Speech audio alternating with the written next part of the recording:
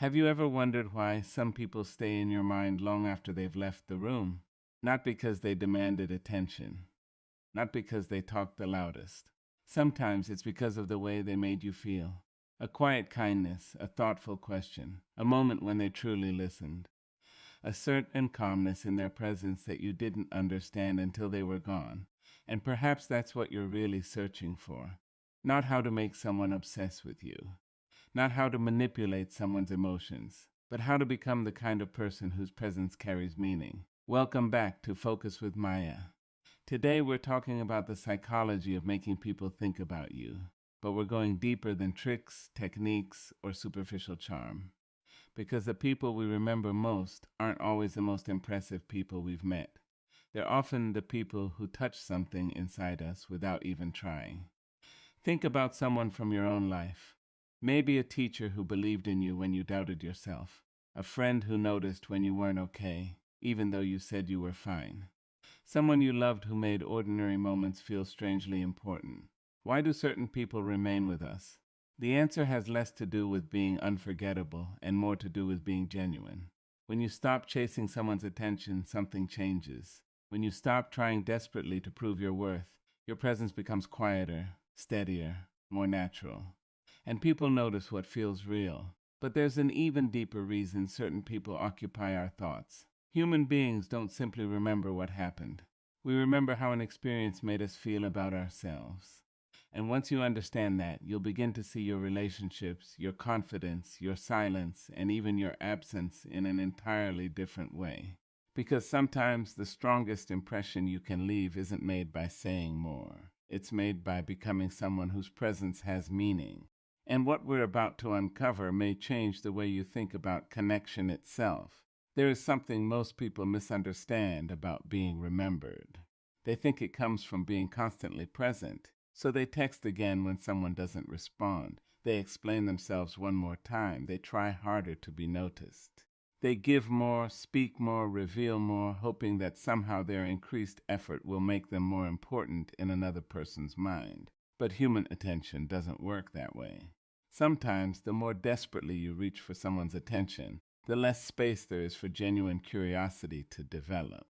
Think about a song you haven't heard in years. One day, a few seconds of it plays somewhere, and suddenly you're transported back to another time. You remember a room, a face, a conversation, perhaps even the person you were before life changed you. The song didn't chase you, it simply left an emotional imprint. That's the difference between demanding attention and creating meaning. When you make someone feel seen, understood, respected, or unexpectedly encouraged, their mind has something worth returning to. The experience becomes connected to an emotion, and emotions have a remarkable way of resurfacing when we least expect them. This is why listening can be more memorable than speaking. Imagine sitting across from someone who isn't waiting for their turn to talk. They aren't checking their phone. They aren't preparing a clever response. They're actually listening. You finish speaking, and they remember something small you mentioned 10 minutes earlier. That moment can stay with you. Not because they performed some social trick, but because for a brief moment you felt that your existence mattered, and perhaps you've been looking for this in the wrong direction. Maybe you've been asking, how can I make them think about me? A better question is, how do people feel when they're with me? That's where real influence begins. You don't need to become louder, more mysterious, or more difficult to reach. You need to become more present, more honest, more intentional with your attention. Because when people consistently feel safe enough to be themselves around you, something beautiful happens. Your presence becomes associated with relief, and people naturally remember places where they could breathe. But there's another side to this that can hurt a little. Sometimes the reason you want someone to think about you isn't because you want connection. It's because you're afraid they've forgotten you, and that fear deserves to be understood. Sometimes the desire to be remembered comes from a wound. You tell yourself you want someone to think about you, but underneath that desire may be another question. Did I ever matter to them? That question can keep you awake at night. You replay conversations. You examine their last message. You wonder whether you said too much, whether you should have stayed quieter, whether they noticed your absence, whether they're thinking about you the way you're thinking about them. And slowly, without realizing it, another person's attention becomes a measurement of your worth. That's a dangerous place to live, because your value cannot be determined by how often someone reaches for their phone to contact you. There are people who can think about you every day and still lack the courage to love you properly. There are people who may miss you and still choose not to treat you well. There are people who remember your kindness but aren't capable of returning it. Their thoughts are not your report card. Your worth existed before they noticed you. This is where emotional strength begins. Not when you stop caring about people, but when you stop abandoning yourself to be cared about by them. Imagine someone who keeps knocking on a door that never opens. Eventually, they begin asking themselves what's wrong with their hands. Maybe the problem was never their hands. Maybe it was simply the wrong door. There is tremendous dignity in recognizing that distinction. You don't have to disappear dramatically to become memorable. You don't have to punish someone with silence. You don't have to manufacture jealousy or create distance just to test whether they care. You can simply step back and return to your own life. Go for the walk you've been postponing. Finish the work you've been neglecting. Call the friend who genuinely makes you feel at home. Read something that reminds you that your mind belongs to you. Sit quietly and discover what remains when you're not waiting for someone's response, and something unexpected begins to happen. Your attention returns to you. The room inside your mind becomes quieter. You stop asking, "Are they thinking about me?" And you begin asking something far more important. What am I building with the life I've been given? That question can change everything. Because the moment you stop chasing remembrance, you become available for something deeper, becoming a person you yourself are proud to remember. There is another quality that makes a person difficult to forget, and it has nothing to do with appearance, status, or perfect words. It is emotional presence. Most people listen with half their attention. They're already thinking about what they'll say next, how they'll be perceived, or how they can turn the conversation back toward themselves. But every once in a while, you meet someone who makes you feel as though the rest of the room has disappeared. They look at you when you speak. They notice the change in your voice. They remember the little things. They don't rush to fix every problem. Sometimes they simply stay. And that kind of attention can reach a place inside a person that ordinary conversation never touches. Think about the last time someone remembered something you had mentioned weeks earlier. Maybe it was an interview you were nervous about. Maybe it was a difficult conversation with your family. Maybe it was something as simple as your favorite coffee. When they asked, "How did it go?" something inside you probably softened. Why? Because being remembered tells the human heart you were worth noticing. That is why genuine attention has such extraordinary emotional weight. But here's the important part. Don't turn this insight into a performance. Don't memorize someone's favorite thing so you can appear thoughtful. Don't pretend to care because you want them to become attached to you. People eventually feel the difference between attention and strategy. Real presence comes from curiosity.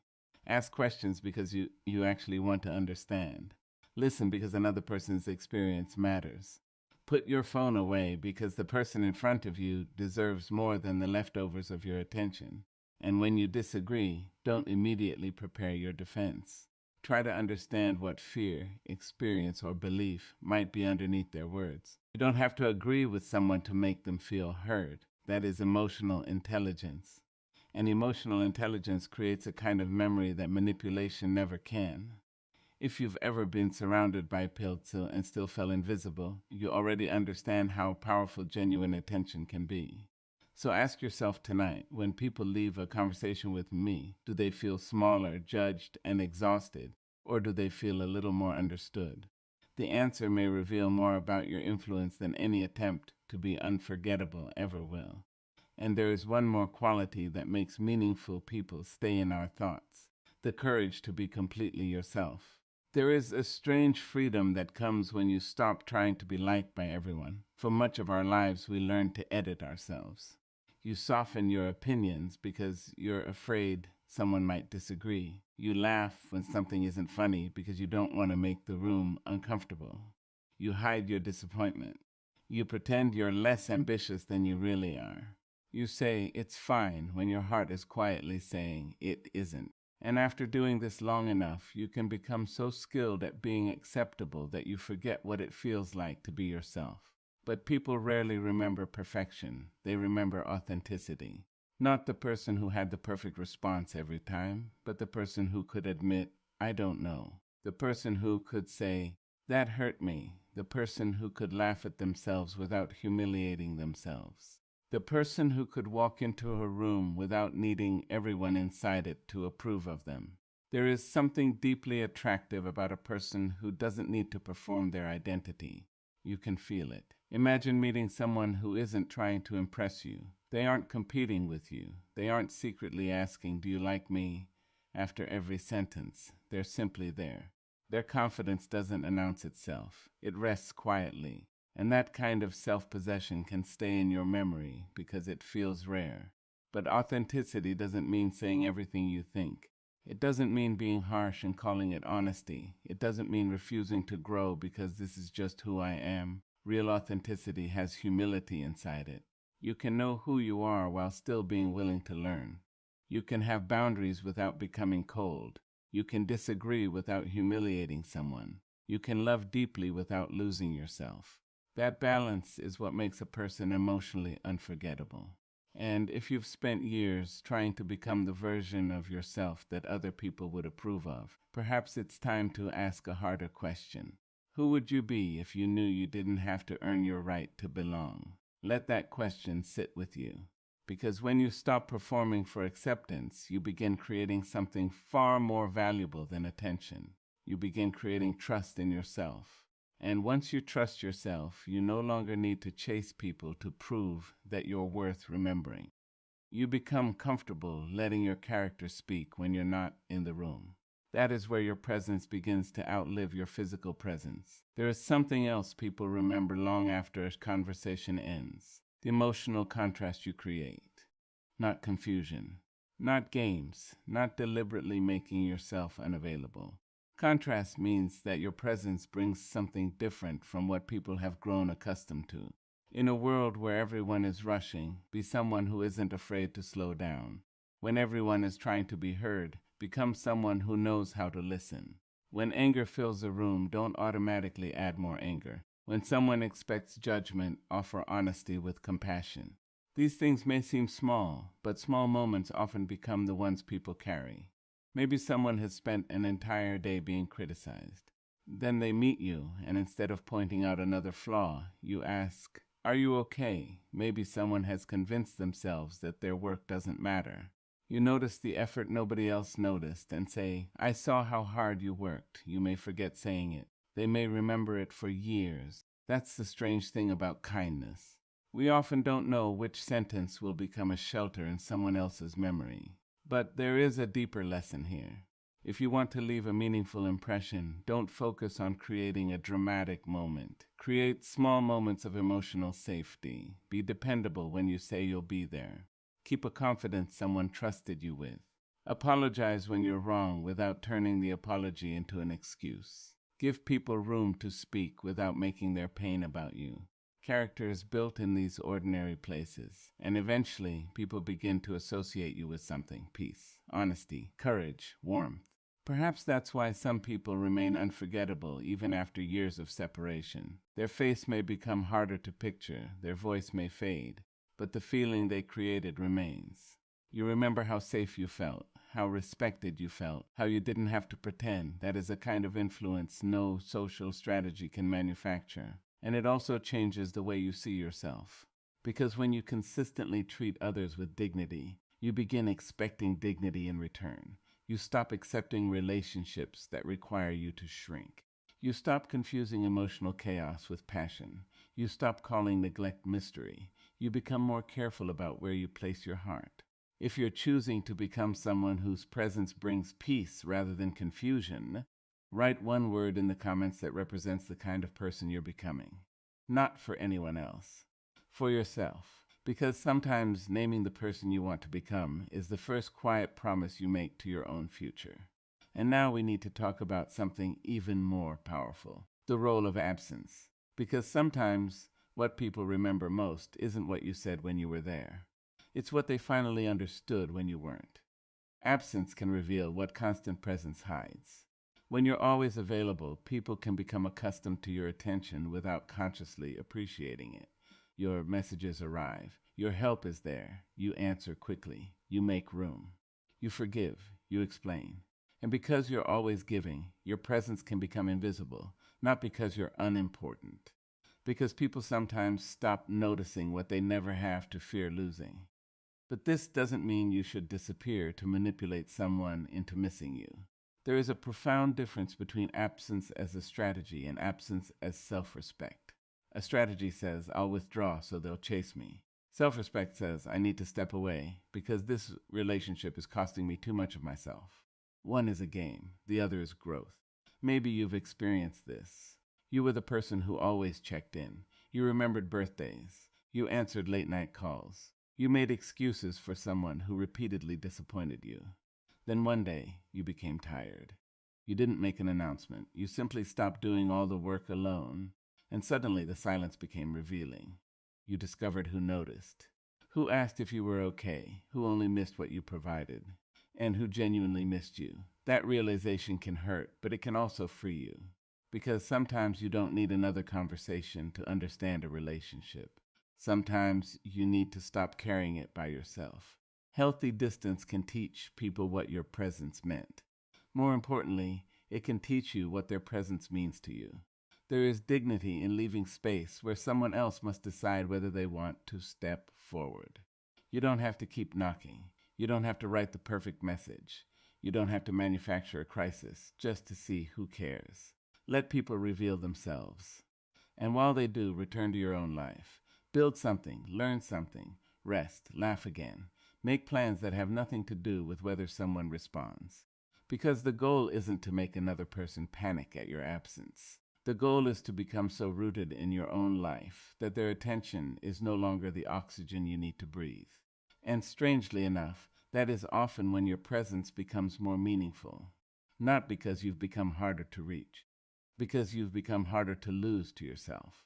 There's another psychological truth we need to face, though. People don't only remember how you treated them. They remember who they became when they were around you. And that may be the deepest form of influence you can ever have. One of the deepest reasons people remember us is because of the person they felt allowed to become around us.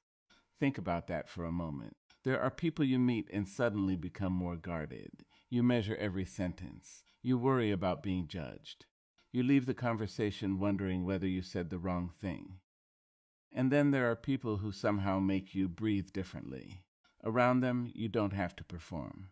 You can admit that you're afraid. You can say, I don't know. You can laugh too loudly. You can talk about a dream that still feels impossible. You can reveal the part of yourself you usually keep hidden. And afterward, you may remember that person for years, not because they entertained you, because they gave you permission to be human. This is one of the most beautiful forms of influence, helping someone feel more like themselves, but it requires emotional maturity. You cannot create that kind of connection while constantly trying to control how someone sees you. Control asks, how do I make them think about me? Connection asks, how can I make this person feel safe enough to be real? Those are completely different intentions. And the second one changes everything. Maybe you know someone who has been carrying a dream quietly for years. They don't need another person telling them what they should do. They may simply need one person to say, I can see why this matters to you. That sentence can become a turning point, because sometimes people don't need permission to succeed. They need permission to believe that their desire is legitimate. You can offer that without taking responsibility for their life. You can encourage without rescuing. You can love without controlling. You can support without becoming responsible for another person's happiness. That distinction matters because healthy relationships don't require you to disappear into another person. They allow two whole people to stand beside each other. And perhaps this is where your own healing enters the picture. If you've spent years trying to become unforgettable because you're afraid of being abandoned, you may need to stop asking how to hold someone else's attention and start asking why their attention feels necessary for your peace. That question may open a door you didn't know was there. Because the strongest relationship you'll ever build is the one where you no longer need another person's thoughts to confirm your existence. When you reach that place, you can love freely. You can give without begging. You can walk away without hatred. And you can be remembered without needing to know whether you are. That is emotional freedom. But freedom doesn't mean becoming distant from everyone. It means learning how to remain open without losing yourself. And that brings us to a lesson about mystery, not the artificial kind people use to manipulate attention, but the quiet mystery of a person who continues growing. There is a kind of mystery that doesn't come from hiding. It comes from growth. Some people become predictable because they stop discovering themselves. They repeat the same reactions, the same fears, the same conversations until everyone around them knows exactly what they'll do next. But a person who continues learning remains alive in a different way. You meet them 1 year and they're thoughtful. You meet them later and they've become wiser, not unrecognizable, just deeper. They've read something that changed their perspective. They've healed from something they once thought would destroy them. They've learned to apologize without collapsing into shame. They've learned to say no without explaining themselves for an hour. They've changed their relationship with their own life. That kind of growth creates curiosity naturally. People wonder, what are they becoming? And perhaps that's more meaningful than trying to make people wonder. Where are they? You don't need to manufacture mystery by withholding affection or pretending to be unavailable. Let your life have chapters that aren't visible to everyone. You don't need to announce every goal before you've begun. You don't need to explain every decision. You don't need everyone's approval before you take the next step. Some things are allowed to belong only to you. There is strength in quietly working on yourself while the world is busy watching. Maybe you've been waiting for someone to notice your transformation. But what if they never do? Would you still become healthier? Would you still learn? Would you still leave behind the habits that are hurting you? Would you still build the life you've imagined? Those questions matter because real growth cannot depend on an audience. A flower doesn't become beautiful because someone is watching it open. It grows because growth is what it was made to do. And you can do the same. Let your confidence become quieter. Let your standards become clearer. Let your emotional reactions become slower. Let your choices begin reflecting what you say you value. Over time, people may notice something different about you. But more importantly, you will notice. You'll walk into situations that once intimidated you and realize your hands aren't shaking anymore. You'll hear criticism that once would have ruined your entire day, and you'll consider it without letting it define you. You'll encounter someone who once had tremendous power over your emotions, and you'll discover that the power has returned to where it always belonged, to you. That is the kind of transformation people remember, not because you demanded to be noticed, because you became deeply at home within yourself. And now comes the question that ties everything together. What do you want people to feel when they remember you? Do you want them to remember your need for approval, or your courage, your anxiety, or your steadiness, your constant pursuit, or the quiet dignity with which you lived? The answer begins shaping who you become today. What do you want people to feel when they remember you? That question is more important than it first appears, because every interaction leaves something behind. Sometimes it's warmth, sometimes it's tension, sometimes it's encouragement, sometimes it's a wound, and none of us gets through life without leaving emotional footprints on other people. You may not remember every conversation you've had, but someone else might remember one sentence you said when they were struggling. You may have forgotten the person you encouraged years ago, while they still remember the moment you gave them enough hope to keep going. That's why your character matters in places where nobody is keeping score. How you speak to the person who cannot do anything for you matters. How you behave when you're disappointed matters. How you treat someone after they say no matters. How you respond when you're given power matters. Because eventually people understand that your public personality is only one part of who you are. The deeper question is who you become when you don't need anything from anyone. That is where integrity lives. And perhaps you've spent too much energy trying to control your image. You want people to see you as strong, successful, unbothered, confident. But strength isn't pretending nothing hurts. Confidence isn't needing to win every conversation. And being unbothered isn't the same as being emotionally numb. Sometimes the strongest person in the room is the one who can say, "That hurt me, but I won't let it turn me cruel." That's maturity. You don't have to become hard because life has disappointed you. You don't have to stop loving because someone mishandled your love. You don't have to become suspicious of everyone because one person betrayed your trust. Carry the lesson. Release the poison. There is a difference.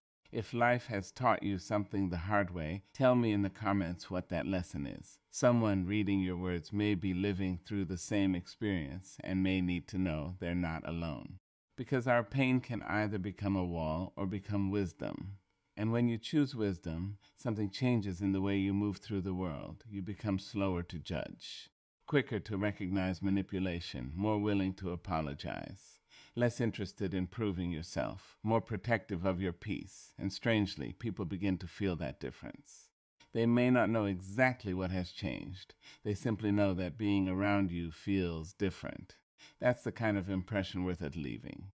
Not the memory of someone who desperately needed to be remembered. The memory of someone who made life feel a little more honest, a little more courageous, and a little more human. And we're almost at the heart of this entire message, because eventually the question stops being whether other people think about you.